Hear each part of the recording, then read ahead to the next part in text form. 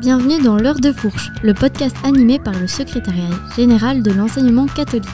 Si vous êtes acteur de l'enseignement et à la recherche de témoignages inspirants, de conseils, d'outils, d'actualités, vous êtes au bon endroit. Installez-vous confortablement et préparez-vous à être inspiré par l'heure de fourche.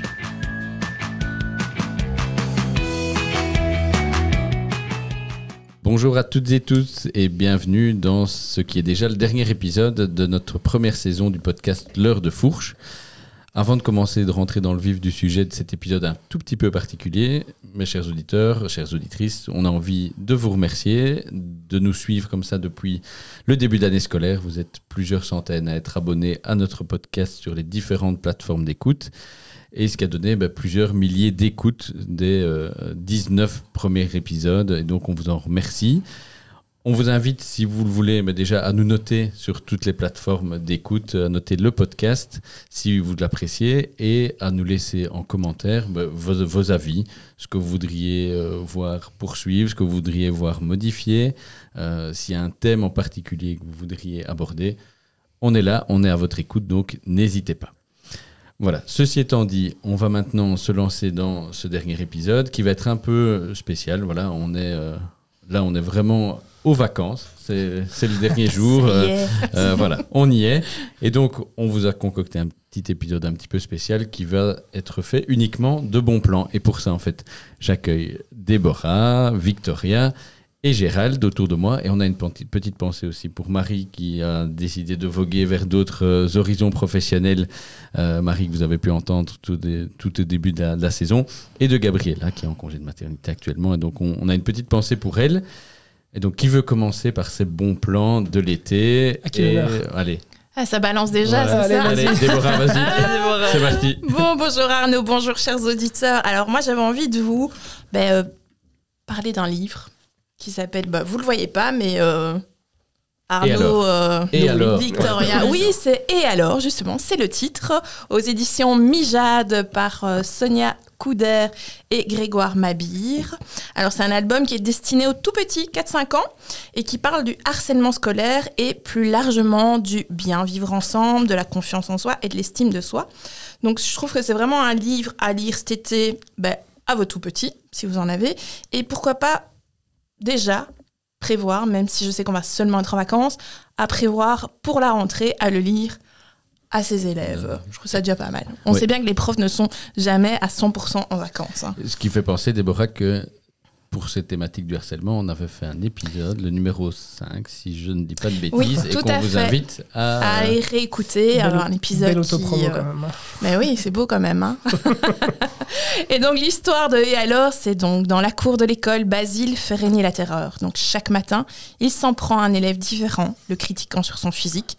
Personne n'ose s'opposer à lui, mais un jour, Pauline, une nouvelle élève, arrive à l'école et aussitôt, Basile s'en prend à elle. Mais contre toute attente, Pauline a du répondant et peu à peu, c'est toute la cour de récré qui va prendre exemple sur elle. Alors, je vous le conseille vraiment. En plus, allez, moi, je trouve que les illustrations sont un peu vintage, je trouve. Donc, ça me rappelle les albums de ma jeunesse, adorables. Et je trouve que l'histoire est juste parfaitement bien ciblée pour les tout petits. Parce qu'on rappelle qu'il n'y a pas forcément d'âge non plus pour toutes ces problématiques de harcèlement, de violence scolaire, etc.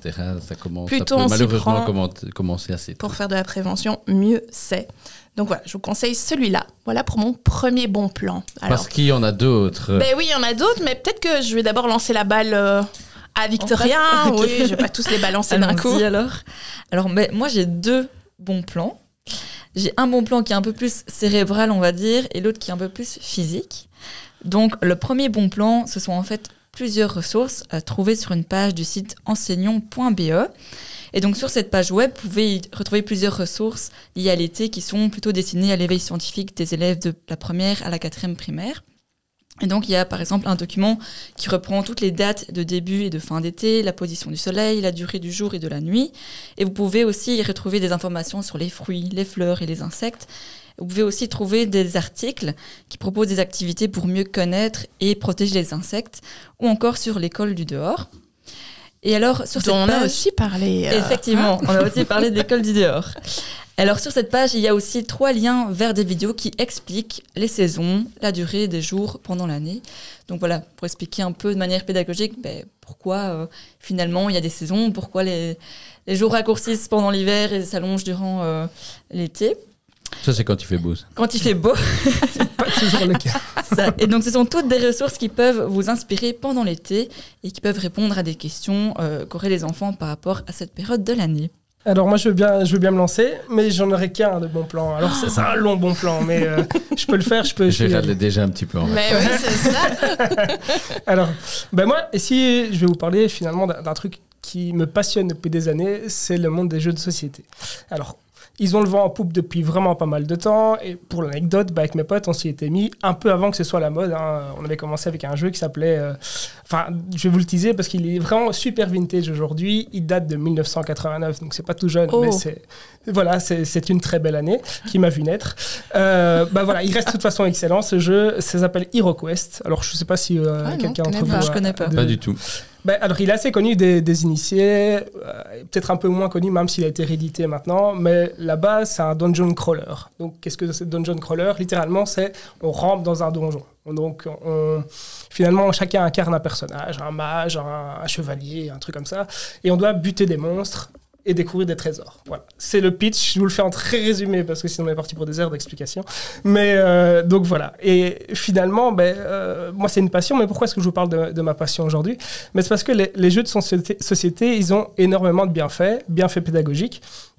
Alors, ça c'est prouvé par beaucoup d'études, parce qu'au-delà du plaisir simple de jouer, en famille, entre amis, voire même de manière un peu plus compétitive, parce qu'il faut savoir qu'il y a plein de compétitions maintenant qui existent autour des jeux de société, ça peut être d'excellents outils d'apprentissage. Hein. Donc, pour les étudiants, les élèves, tu parlais de harcèlement à tous les âges, mais c'est vraiment tous les âges aussi, des plus petits aux plus grands. Et ça, c'est pas moi qui le dis, hein. Comme je dis, il y a plein d'études qui le mettent en avant. Donc, il y a par exemple des bienfaits pour la mémoire, la concentration, la faculté d'analyser une situation, l'esprit logique, la flexibilité mentale ou encore la créativité. Et alors, au-delà de tout ça, le jeu, il permet aussi d'apprendre à gagner et à perdre, de mieux gérer ses émotions, comme la frustration, ou de savoir qu'on ne peut pas gagner à tous les coups. Hein. Ça, c'est important, notamment pour les plus petits. Pas que pour les plus petits. Pas que pour les plus petits, effectivement. Et enfin, il y a aussi certains jeux, ici, on va citer un bien connu, comme le loup-garou, qui demande finalement de devoir prendre la parole, de s'exprimer avec les gens. Donc tout ça, ça va améliorer l'expression orale des enfants, surtout s'ils sont timides, donc un peu réduire leur stress, etc. Sans oublier que les jeux, ils ont des bienfaits en termes de patience, donc il faut apprendre à... Chacun joue à son tour, etc. Il y a de la persévérance, parce que parfois, il y a des jeux qui demandent de rejouer un certain nombre de fois pour vraiment s'améliorer. Bref, que des positifs. Et enfin, ici, du côté des adultes, les jeux sont aussi parfaits pour nous créer une réserve de neurones et compenser ainsi la perte qui est liée au vieillissement. Donc finalement, c'est une réserve qui est capitale, car elle permet de repousser l'âge d'apparition d'une éventuelle maladie d'Alzheimer, par exemple. Donc c'est pas rien du tout, et ça, évidemment, il y a beaucoup d'études qui le prouvent. Alors, pourquoi est-ce que je vous ai parlé de tout ça ? Parce qu'on arrive seulement à un bon plan. C'est que cet été, donc les 23, 24 et 25 août prochains, en plein centre de Bruxelles, il y a le Brussels Game Festival. Donc c'est un énorme festival de jeux de société. Donc il y a 5000 m² qui sont dédiés aux jeux de société. Et pourquoi est-ce que je vous en parle ? C'est où ? Alors, c'est à Bruxelles. Donc c'est près de la gare du Midi. L'espace s'appelle The Egg. Je ne sais pas pour ceux qui connaissent, mais voilà, c'est assez facile. On sera dans le descriptif, certainement. Oui, exactement. Il y aura tous les liens, etc. Donc, tu as failli me poser une colle. J'ai réfléchi 2 secondes. Mais... Donc voilà. Et alors, il y aura évidemment beaucoup d'animations, des tournois, une bourse de jeux, l'occasion de rencontrer aussi beaucoup d'auteurs et d'autrices des jeux. Donc ça permet de personnifier un petit peu les gens qui les ont créés. C'est aussi sympa d'avoir ce retour-là. Bref, c'est un rendez-vous incontournable, et pour les initiés, mais aussi pour ceux qui veulent découvrir le jeu. Parce que finalement, ce qui peut rebuter beaucoup de gens à commencer un jeu de société, c'est de découvrir le manuel avec les règles. Il faut parfois 45 minutes de lecture, et donc il faut le comprendre. Tout n'est pas forcément super bien clair ou bien écrit. Là, l'avantage, c'est que dans un festival, c'est des gens qui ont créé les jeux ou qui ont l'habitude de jouer, qui vous les expliquent. Et voilà, c'est parti pour une partie. Donc, il faut retenir ces dates, les 23, les 23, les 24 et 25 août prochains à Bruxelles. Ce sera encore les vacances. Ce sera encore les vacances, c'est ça, parce que le bon plan... Faudra en profiter. Ce sera peut-être une dernière respiration avant la rentrée, quoi. Tout à fait. Et alors, dernière petite info, et après moi je passe la parole parce que sinon je vais monopoliser. Mais c'est que si jamais vous prenez la route des vacances en France, sachez qu'il y a énormément de festivals en France pendant les dates d'été. Donc il y a un site à aller voir, c'est Subverti. Donc Subverti, on va aussi vous le mettre, subverti.com, aussi le mettre dans la description. Mais c'est en gros, ça liste tous les festivals qu'il va y avoir en jeu de société. Donc si jamais vous allez dans le sud de la France et que vous faites un petit arrêt quelque part, ou que justement vous vous retrouvez dans une ville où il y a un festival, allez voir sur Subverti si vous voulez jouer à des jeux de société, c'est l'occasion. Et en plus, il y avait une petite, tu vois, il a glissé un petit truc de pluriel de festival. Il n'est pas tombé dans le piège. Il n'est pas tombé dans le piège. Allez, Déborah, on repasse chez toi alors. Oui, j'enchaîne. Moi, je voulais vous parler d'un Padlet à destination des directions d'école qui souhaitent préparer déjà leur réunion de rentrée, mais une réunion de rentrée qui serait différente. Donc, c'est une idée qui a germé de la direction de l'école Les Sources à Virton, qui voulait vivre une réunion de rentrée qui était différente avec son équipe. Alors, une réunion différente, moins administrative, avec plus de relationnel et aux couleurs PK. Et pastoral même. Et PK, donc, tu peux nous rappeler? Alors, PK, parcours éducatif, culturel et artistique. C'est bon? J'ai réussi? Presque, mince, je me suis trompée. Parcours d'éducation culturelle et artistique. Ah oui, pardon. Mille excuses. Alors, cette direction a fait appel à Thierry Gridley, donc en juin 2023, qui est référent culturel au Kodiak de Namur-Luxembourg, pour préparer cette rentrée qui s'est déroulée sur le Sentier des Songes dans la forêt. Ça fait rêver, ça.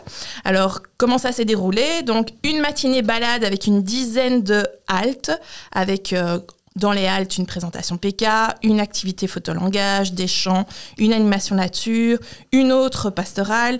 Et puis tout ça, ça a été suivi d'un petit apéro, d'un repas en équipe. Et puis l'après-midi, une réunion beaucoup plus courte et plus légère, plus ciblée sur l'administratif, ce qui avait permis à la direction de vraiment préparer déjà ces petits dossiers là-dessus, mais de quoi vivre une réunion de rentrée autrement.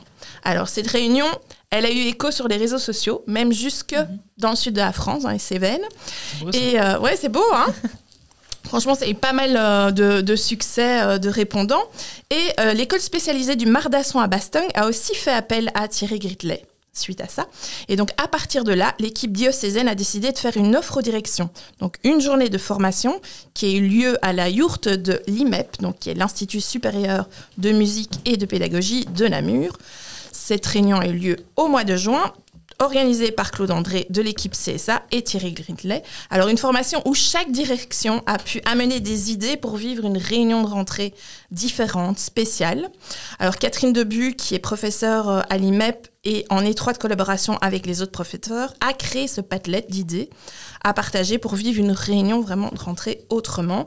Alors, un Padlet qui se veut alimenté par les directions pour les directions d'école, afin de préparer leur journée de rentrée. Alors, on y retrouve des activités pour faire connaissance, créer une cohésion de groupe, des activités musicales, de la pastorale, du numérique, de l'artistique, enfin, en tout cas, un bel outil de partage pour les directions qui ne demande qu'à être vu, lu, utilisé et alimenté.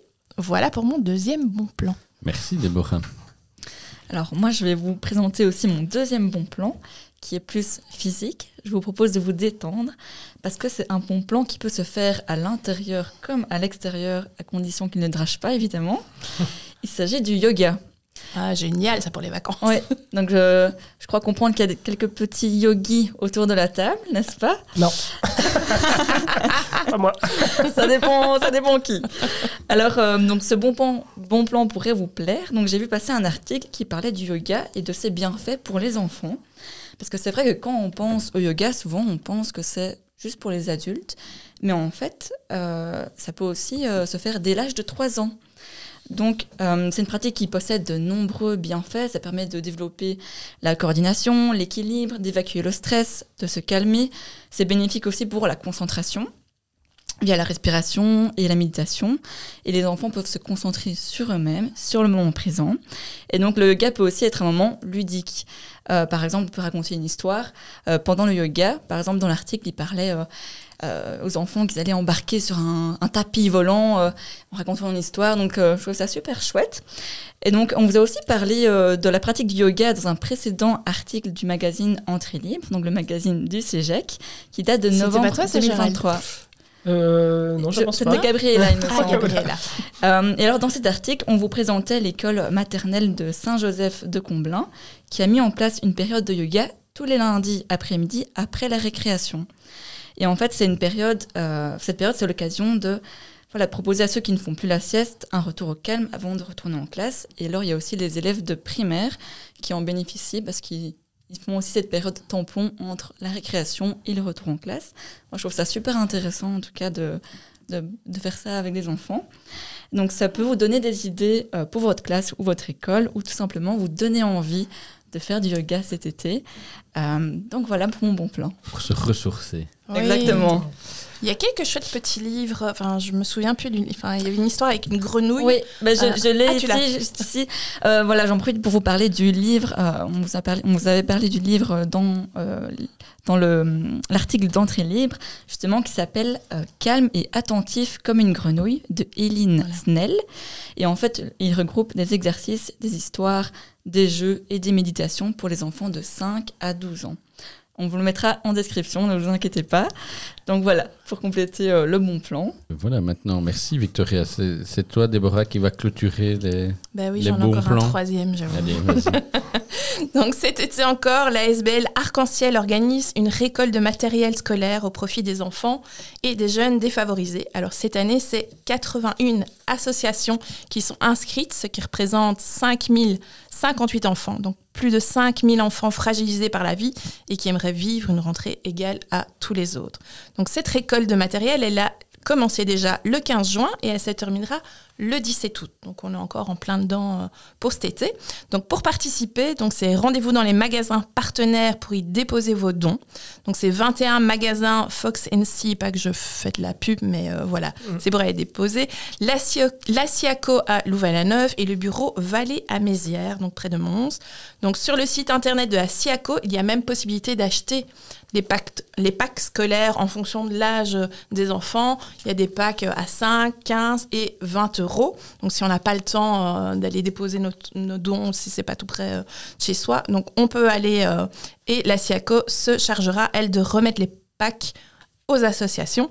Donc, dans le descriptif sur le site d'Arc-en-Ciel avec tous les détails pour participer à cette récolte et faire de la rentrée 2024-2025 une rentrée plus juste et plus égalitaire. C'est un beau projet. Voilà. Oui. Super. Écoutez, merci à tous les trois. Et avant de clôturer définitivement cette saison, je vous propose qu'on fasse quand même un petit teasing, qu'on parle à nos auditeurs de ce qui va se passer. Donc on va vous retrouver, chers auditeurs, chères auditrices, le 26 août. Donc le jour de la rentrée on vous quitte le dernier jour de l'année scolaire et on vous retrouve le premier jour de la rentrée scolaire suivante avec quelques petits changements. Donc c'est vrai qu'on a fait ici, nous, notre petit bilan de la première saison. Et au rayon des nouveautés, on peut déjà vous annoncer qu'au lieu de 2 thématiques par épisode, on va passer à une seule thématique. Donc vous aurez un épisode, une thématique, et on aura toujours 2 par mois. Et ceux qui sont en train de faire une crise cardiaque parce qu'on ne parle pas des bons plans de démo, qui ne s'inquiètent pas. Justement, la séquence va revenir, mais elle sera un épisode à part entière. Donc, en fait, par mois, vous aurez 2 épisodes avec des thématiques plutôt de fond et un épisode bon plan de Déborah. Donc voilà, ce sera à retrouver à la rentrée. On peut passer un petit mot. On cherche encore un nom pour cette rubrique. Donc, si jamais vous avez des idées pour cette rubrique, n'hésitez pas à les partager. Bon plan, n'hésitez pas. Voilà. Et encore une fois, si vous avez des idées, des suggestions, n'hésitez pas à nous les envoyer, que ce soit via les réseaux sociaux, via mail, la communication@cegec.be ou par tout autre moyen possible et imaginable. Et d'ailleurs, on a déjà eu quelques retours parce on clôture là un concours, le concours livre. Je ne sais pas si vous l'avez vu passer sur les réseaux sociaux, mais en tout cas, si pas, ce sera pour l'année prochaine. Mais en tout cas, on vous invite à aller sur nos réseaux sociaux, donc Cegec Enseignement Catholique sur Facebook et LinkedIn. Et l'heure de fourche podcast sur Instagram. Et donc, Déborah, peut-être que tu peux nous donner quelques petites idées, quelques petits retours de nos auditeurs qu'ils ont pu laisser à l'occasion de ce concours. Alors, dans les petits retours concernant les suggestions ou les remarques concernant le podcast, vous étiez assez positif, encourageant, ça faisait plaisir. Et on reconnaissait aussi des fois la patte ou la plume de l'enseignant. Oui, tout à fait. Hein. Donc, dans les petites suggestions, hein, pour l'instant, c'est très bien comme ça, parfait, ciblé, non top sur Instagram. Alors, oui, vous nous avez fait part que vous souhaiteriez aussi que ce soit peut-être un peu plus court et avec une seule thématique. Donc là, on se rejoint. Hein, ouais. Donc, pour l'instant, c'est très bien comme ça. Alors, un qui m'a donné sourire, j'essaie de le retrouver parmi toutes les réponses qu'on a eues. Évidemment, je ne le retrouve pas. Est-ce que c'était celui qui demandait que ça rentre dans une heure de fourche, que notre podcast rentre dans une heure de fourche? Oui, tout à fait. Oui, je trouvais ça bien. C'est pas plus de 40 minutes pour qu'on puisse l'écouter durant l'heure de fourche. Donc oui, on y veillera. Bien entendu. Et puis on a eu plein d'idées aussi de propositions de sujets. Et ça, même si le concours est terminé, donc n'hésitez pas à continuer. On est toujours preneurs. Voilà, tout à fait. Ok, mais je pense que on s'est déjà tout dit, chères auditrices et chers auditeurs, pour cette saison. Vous restez évidemment au courant de tout ce qu'on fait via nos réseaux sociaux. Pendant l'été, on vous rediffusera quelques épisodes qui ont un peu mieux fonctionné. Donc c'est vrai qu'on est en réflexion aussi là-dessus sur les sujets. On a vu ceux qui vous avaient plu, ceux qui vous avaient un petit peu moins plu. Et donc on essaiera de prendre en compte tout ça. Et de toute façon, Déborah, Gérald, Victoria, on se retrouve à la rentrée. Et vous aussi, chères auditrices, chers auditeurs, on se retrouve à la rentrée. En tout cas, de très bonnes vacances. Profitez bien, reposez-vous. Et on se retrouve en forme le 26 août. Au revoir, à bientôt. Au revoir. Bonnes vacances.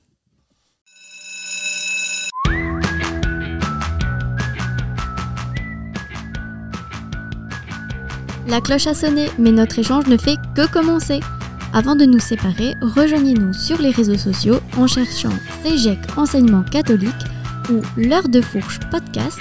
Partagez ce podcast et n'oubliez pas de laisser votre avis sur votre plateforme d'écoute préférée. Merci pour votre présence et à dans 2 semaines pour un tout nouveau rendez-vous.